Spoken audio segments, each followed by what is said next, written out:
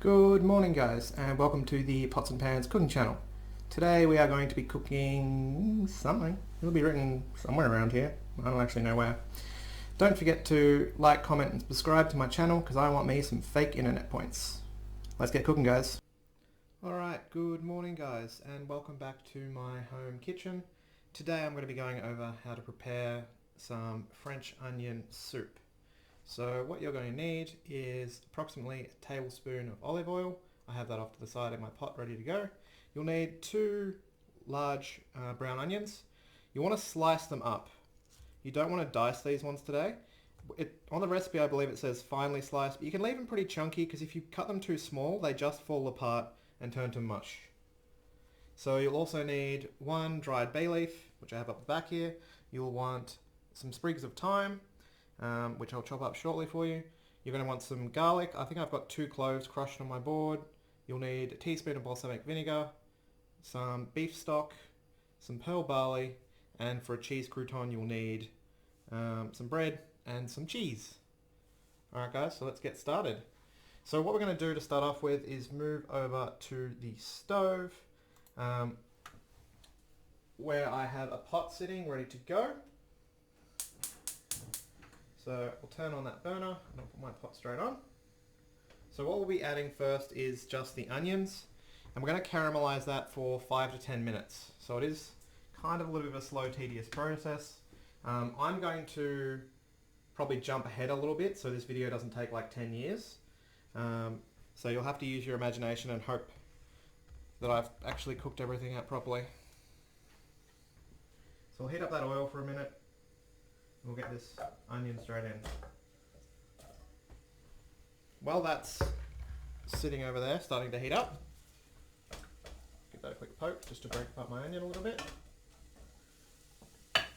What I'll actually do is look at this thyme. Now with the thyme you can actually strip off the stalks and just have the leaves. With a soup like this I don't personally think it's going to make too much difference as long as you chop it up. So just get your knife and just gently run it through while you're cooking those onions. With a recipe like this one you can definitely start with just the onions because they need to cook off for quite a bit longer before you add any of the other ingredients. That said, I did still process most of it before starting.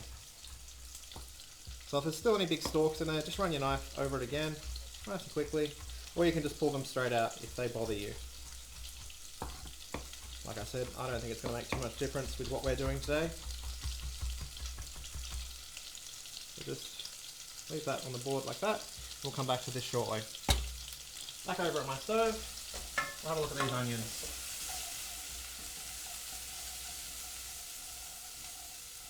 Just stir them around, make sure they're coated with the oil. You'll see that they're starting to separate, which is fine.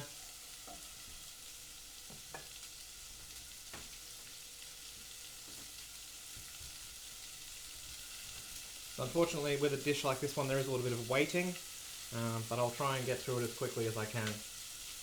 So what we're going to try and do is get a bit of colour on the onions, and then we're going to add our bay leaves, our thyme, our sugar and our vinegar.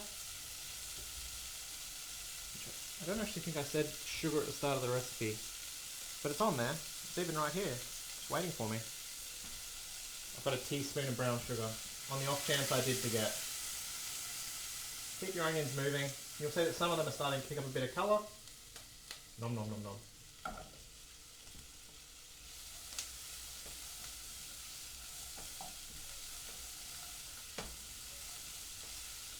So I might actually get my herbs in now. So that's going to be the bay leaf, the thyme, the sugar and the vinegar. So pretty much everything I have on my chopping board except for the garlic. So I'll throw my bay leaves in.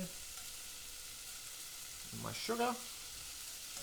The extra sugar is going to help the onions caramelize, speed up that caramelization process. And I'll scoop up my thyme.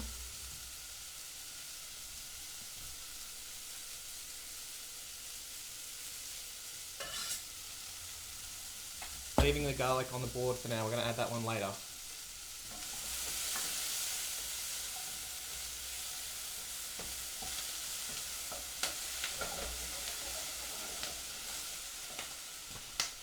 And I also need my balsamic. I believe it's a teaspoon. It is.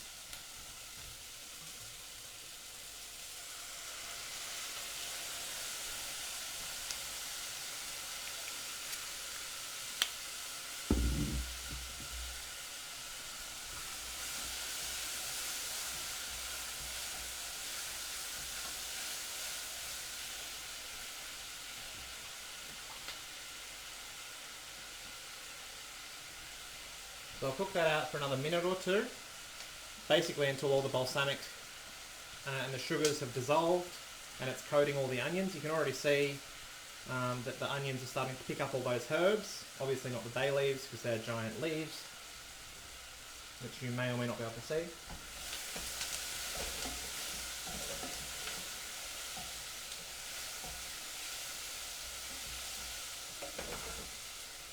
Need to cook this just for a little bit longer, and then we'll start adding our next lot of ingredients. So once we've caramelized those onions, it is technically supposed to take 5 to 10 minutes to caramelize them at this stage, but like I said, I'm going to push through. We'll actually be adding our garlic and cooking that for about a minute or two. Then we'll be adding the beef stock and the pearl barley.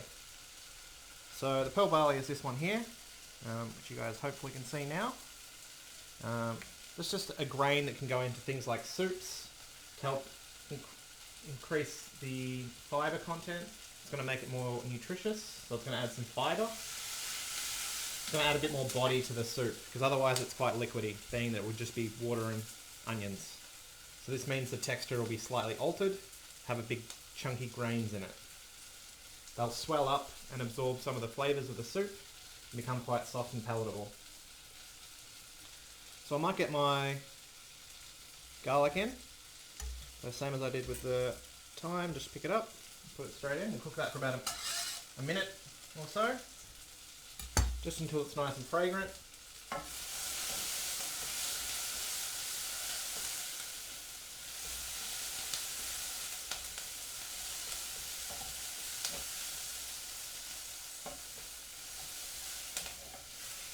See that a lot of that onion is starting to caramelize.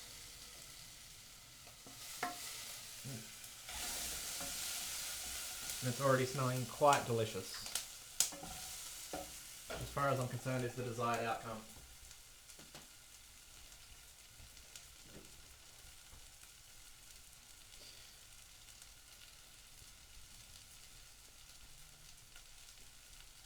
So we'll be adding 500 mils of beef stock, and you'll probably need to add a little bit of water as well.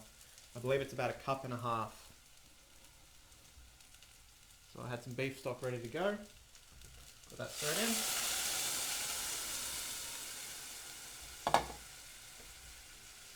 Give that a stir. I'll throw in my pearl barley, and I'll get a bit of cold water and put it in as well. And then it's just the waiting game. Refocus, you can do this, I believe in you.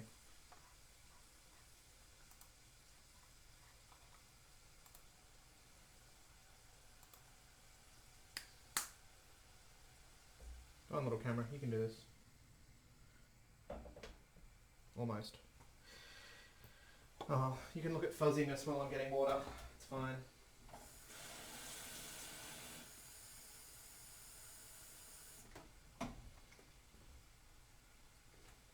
So 1.5 cups of water, straight into that. And then we basically just want to leave this one to cook out. So the pearl barley is going to take probably about 10-15 minutes to cook properly. So we just sort of need to let it simmer away. You can season it at this stage if you like. I'm pretty sure I have salt and pepper just here. So I'll add a little bit of salt and pepper to mine.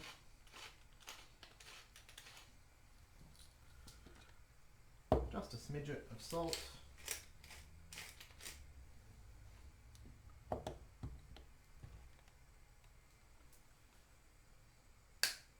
Down here, camera.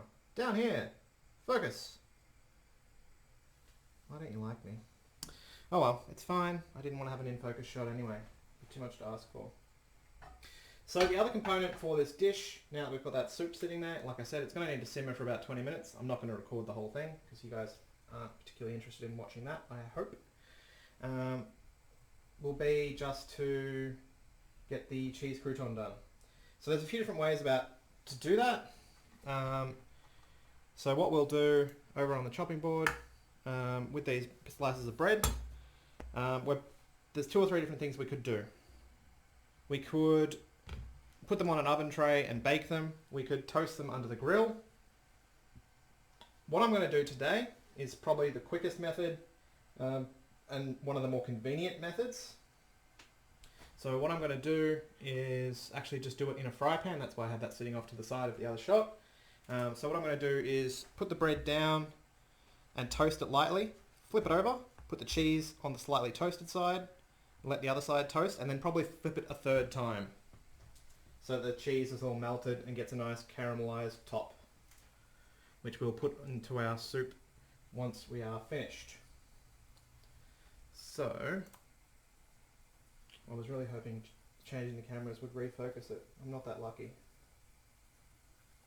Aha! I win! I don't know what I did. Now I need...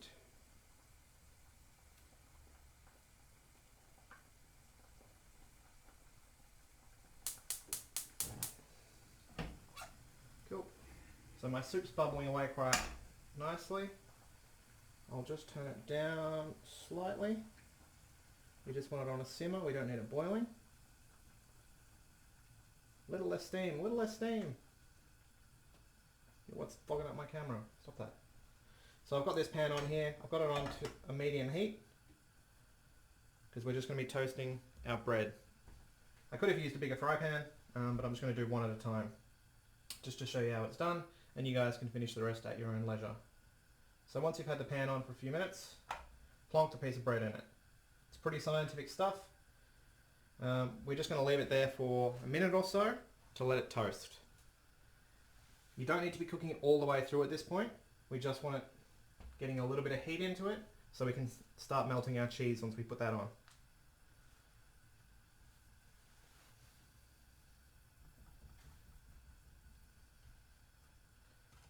Still not hot enough. Patience is a virtue. So they say.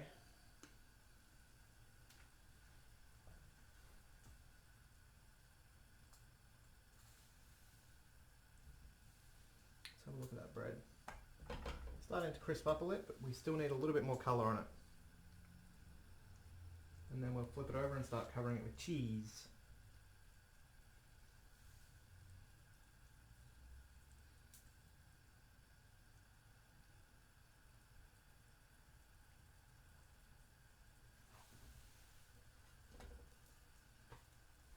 So have a quick look, you can see the bread's starting to toast a little bit, so I've just flipped it over, and what we'll do is grab some of my cheese, put on as much or as little as you like. It is just a cheese crouton to go on top of or with your soup. So I'll put a generous amount in there. Might even turn the pan down if it's starting to get a bit hot, and hope that this is enough ambient heat for that to melt the cheese. And if not, it will be by the time I flip it. So if you're worried about when it comes time to flip it, you can do that with a pair of tongs or with a spatula or an egg flip. It's entirely up to you.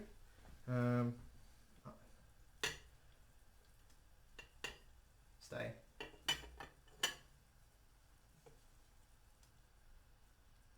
See that my soup is bubbling away. It's not going to do anything exciting, I'm afraid. We just need to cook it out for, like I said, 10-15 minutes. So let's have a look at this slice of bread. Move my handle around. You'll see that some of the cheese is starting to melt, which is what we're after. It's a bit smoky. We'll flip it over and see what the bottom's like. Nice and toasted. And you can probably hear that cheese all melting and turning crispy now. I'm just slightly squishing it into the fry pan just to make it squish a bit, cook a bit quicker. And you'll see that the cheese that's escaping on the side is cooking real quick in that heat. So what I will do, I won't actually be plating this up for probably another 10-15 minutes, so what I'll do is just put a plate down on my bench and I'll transfer that cheese crouton straight onto that so you guys can see what it looks like. Nom nom nom. Delicious, delicious melted cheese. Straight on there. Now if you're making this for several people, you might want to make extra croutons, or you might need to cut them in half. So if I grab a clean chopping board, give my knife a quick rinse,